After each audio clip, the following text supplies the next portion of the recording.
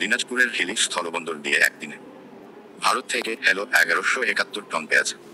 আমদানি বাড়ায় একদিনের ব্যবধানে হিলিতে কেজিতে পেঁয়াজের দাম কমেছে 5 থেকে 10 টাকা। হিলি বন্দর শুল্ক স্টেশনের রাজস্ব কর্মকর্তা শফিউল আলম বিষয়টি নিশ্চিত করেছেন। তিনি বলেন, বন্দর দিয়ে পেঁয়াজের আমদানি অব্যাহত রয়েছে।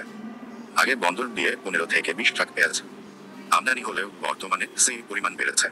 শনিবার 7 ডিসেম্বর একদিনেই বন্দর দিয়ে 40টি ট্রাকে 1171 টন পেঁয়াজ আমদানি হয়েছে।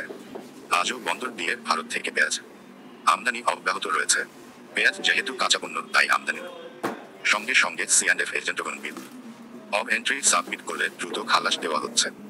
হিলি স্থলবন্দর কার্যালয় সূত্রে জানা গেছে, বন্দর দিয়ে ইন্দোর, নগর ও নাসিক এই 3 জাতের পেঁয়াজ আমদানি হচ্ছে। একদিন আগেও বন্দরে প্রতি কেজি পেঁয়াজ প্রকারভেদে 65 থেকে 70 টাকা দরে বিক্রি হয়েছিল। বর্তমানে তা কমে 60 থেকে 65 টাকা দরে বিক্রি হচ্ছে। হিলিতে পেঁয়াজ কিনতে আসা পাইকার আইয়ুব হোসেন বলেন, হিলি স্থলবন্দর থেকে পেঁয়াজ কিনে দেশের বিভিন্ন স্থানের মোকামে ক্রেতাদের চাহিদা মতো সরবরাহ করে থাকি। বন্দর দিয়ে পেঁয়াজ আমদানি অব্যাহত থাকলেও বেশ কিছুদিন ধরেই দাম ছিল ঊর্ধ্বমুখী। একদিন আগেও আমরা বন্দর থেকে প্রতি কেজি পেঁয়াজ প্রকারভেদে 65 থেকে 70 টাকা দরে কিনে মোকামে পাঠিয়েছিলাম।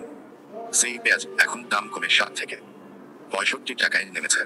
তবে দেশীয় নতুন পাতা পেঁয়াজ ওঠার কারণে মোকামগুলোতে পেঁয়াজের চাহিদা কিছুটা কম লক্ষ্য করা গেছে।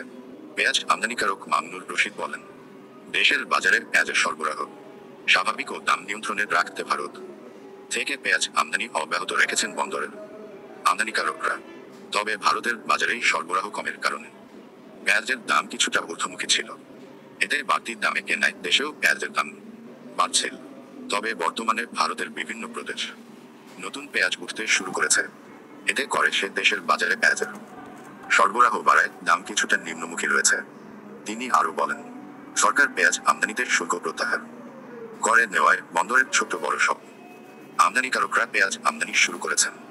এর ফলে বন্দর দিয়ে পেঁয়াজ আমদানি অব্যাহত থাকার পাশাপাশি আমদানির পরিমাণ খানিকটা বেড়েছে, যার কারণে চাহিদার তুলনায় পেঁয়াজের সরবরাহ বাড়ায় দাম কিছুটা নিম্নমুখী।